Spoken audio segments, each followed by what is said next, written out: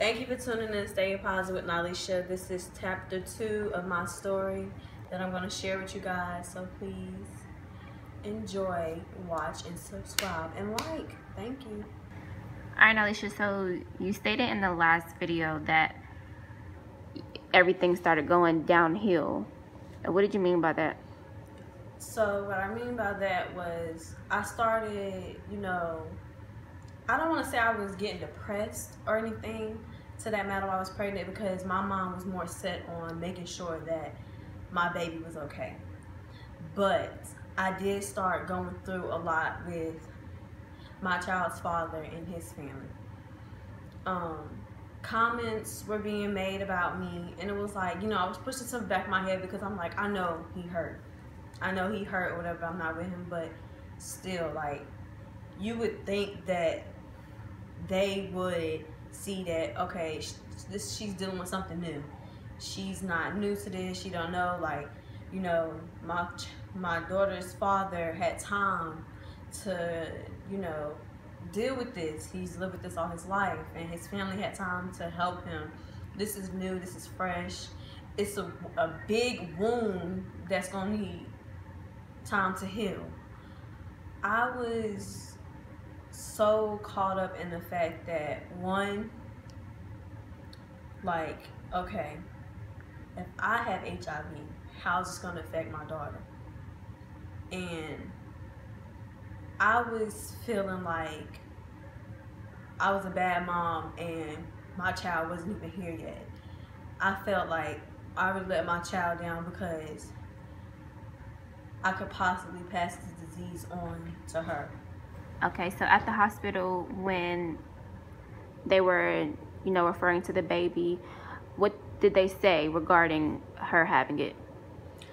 Okay, so before, once I got the phone call from my OBGYN, let me know that I had this, a caseworker that came out and they wanted to talk to me. They wanted to know, have I slept with anybody else besides my child's father, just to make sure that this wasn't passed to anybody else. Like, it's something that they have to do to keep record of if I'm passing this disease to anybody else or if anybody else got it. So, the statements were, oh, well, your child could possibly get it if, depending on your viral loads, and that's the count of, of disease, like what's the numbers, you know what I'm saying? Like, I was up in the, I want to say maybe my viral load was maybe 2,000, and it was, it was up there. And for me to get it down to 20, which is undetectable, which is, I would not be able to pass it to someone else if I was undetectable. I had to take medicine, and the medicine that I had to take would help prevent me spreading it to my daughter if I was to give birth vaginally. I was so scared. I did not want to give birth vaginally. Like, I was so against it. I wanted a C-section from the start because I was not ready to take that chance of her possibly getting it. And with that being said, as long as my viral load was low, I could still give it, still give birth vaginally. So I could still been at 100, and I could have possibly gave birth vaginally because it wasn't so high. But I wasn't trying to take that chance on giving it to my daughter. I wouldn't be able to live with myself. During my pregnancy, it was really hard.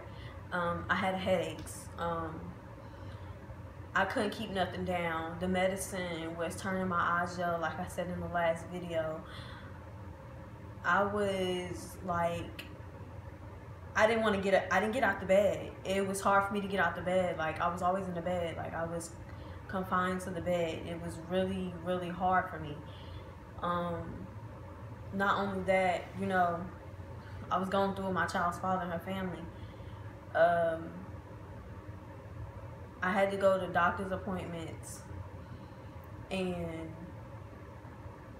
to walk in there into a clinic that specializes with HIV. I walk out of there crying. I hated going there. It was like a constant reminder of I had HIV. I hated going there by myself. Every time, even now coming from the doctor's office, I shed tears because it's just like, it's something that I have to live with for the rest of my life. I have to take this medication for the rest of my life. And who wants to continue to do that? Who wants to continue to have a reminder or have to take this pill at a certain time every day just to keep your viral loads down, to make sure that you're healthy and to make sure you're pushing through? Like, having HIV comes with a lot of health issues. Like, your body your immune system is low. A cold, I just don't have regular cold. My cold is like the worst. I don't like it. I gotta make sure that, I do regularly doctor checkups just to make sure I'm okay, to make sure everything is going good. Now I'm dealing with nerves. I have numbness in my legs and hands now, and they're running tests to see what's wrong, and it's possibly from me having HIV. So it's like, it's a never-ending story with this disease. So I feel okay or whatever. I feel like I'm gonna make it. I know I'm gonna make it. I have to push forward for Amazing, which is my daughter's name. Okay, so tell me about your daughter's father's family.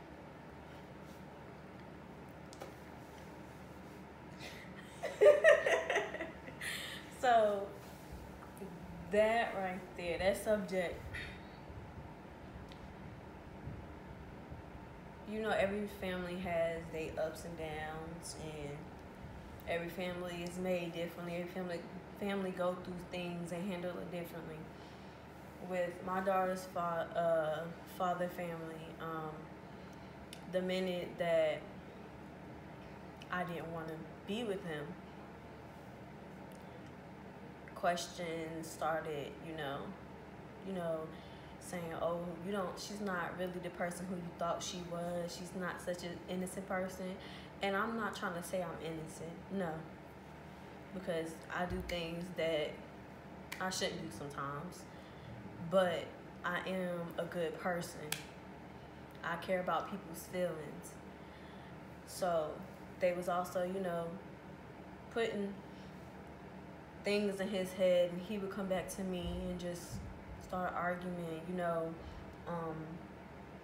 They said that this was gonna happen once you found out that you wasn't gonna want to be with me, and that that I'm probably doing me right now, and I'm probably doing all this other stuff. And all I could say was, wow, like, you really start to see people's true colors once something is not going the way they want it to go. It blows my mind to know that people are like this. It got to the point where, that, my mom and me had went to go talk to his mom, and because things was just going left field, and we was tired of hearing the negativity that my child father was bringing, that his family was coming to him about, and he was taking me through about. I can't control what someone thinks or how they feel about me, but it got to the point where it was like, okay, I'm too far along in my pregnancy to keep going through this shit. Like, it has to stop. So my mom went over there to talk to his mom, and I was sitting in the car because at that point I really didn't want to be in nobody's presence. But, my mom and his mom was talking, and his brother was there. And, according to her and the family, because I became back cool with my childhood best friend and his brother, who has been in my life since I was 12, that he assumed that I was out dating again or doing whatever, and that wasn't the case. I couldn't think about dating nobody else knowing that what I have, and I just found this out. That's just not my cup of tea. I just don't do that. So his mom and them was like, he started doing him and stuff like that, and that they told my child's father that they wanted a DNA test. When they said that, I looked at his mom, my mom looked at me, and she automatically knew, like, just calm down, Alicia, don't say nothing. I wasn't going to be disrespectful because I was taught to respect my elders, so I'm going to respect you. And I told her, I said, yeah, I have no problem getting a DNA test done because I know who I lay with. And I just felt like the audacity for that to even come out your mouth, and your son, who you raised, by the way, gave me this. Like, you want to question my daughter's DNA now to him? That made no sense to me. It pissed me off. But you know what? I was like, you know what? Fine. Y'all want that? Y'all can have that. Then, you know, it just started getting to the point where, you know, one of his sisters did reach out to me or whatever and wanted to take me out to eat and sit down and talk to me. But we never got the chance to eat or sit down and talk about anything, and that was left with that. I didn't hear from his family. I didn't hear from them until I gave birth to my daughter, which is about on October the 13th. She came a whole month earlier. And when she was born, you know, from my understanding, I really don't remember because of the simple fact I had 3 seizures due to the stressing and due to, you know, me worrying about my daughter, whether she was gonna have it or not, me going through with my daughter's father. It was just a lot, you know. So when I had the 3 seizures and they had to go ahead and take her out, his family, you know, showed up at the hospital, and when they seen her, it was, oh, you know, she looked just like him and all this other stuff. My family was telling me what they were saying. And then they came to her last name. She has my last name. You want to know why? Because of simple fact, I'm just not about to give my daughter a last name to somebody who was not there the whole time. I'm not about to give this last name when I had to go through with you so much in your family. No. My daughter's going to ask me why, and I'm going to tell her straight, honestly, like, this is what happened. This is why I gave you the last name. And if she wants to change it when she gets older, she can do that. So, as soon as they found that out, I got a phone call from one of his other sisters. And I was in a hospital bed at this time, and I'm still, like, high as a kite still off the medicine they give me, so I wouldn't keep having seizures. And while you're pregnant? After I done gave birth. Like, this is, like, maybe, 2 days later, and I'm still taking this medicine. And I get a phone call, and they was like, well, your daughter, you know, my daughter's father called and said that Amazing wasn't getting his last name, and I want to know why. I was like, well, I want you to know it's not a shocker. I've been told him if he didn't step up to the plate that there's a possibility that she will have my last name and not his. And he thought I was playing. Like, I was so serious. Like, this is not a joke. And he, his sister was like, well, I feel like, you know, you're gonna, you know, that's not right. You know, that is his daughter too. And that, you know, that you may possibly be wanting to get child support from him. I said, I don't need you or anybody in that family to help me take care of my kid. I have my support system that I know she's going to be straight regardless of. And it's not about the money. I can care less about that. That's when we found out that the hospital didn't add him to the birth certificate because they never called back. So once his family also found that out, they were mad about that too. definitely want a DNA test done. So then my journey of a single mom really began.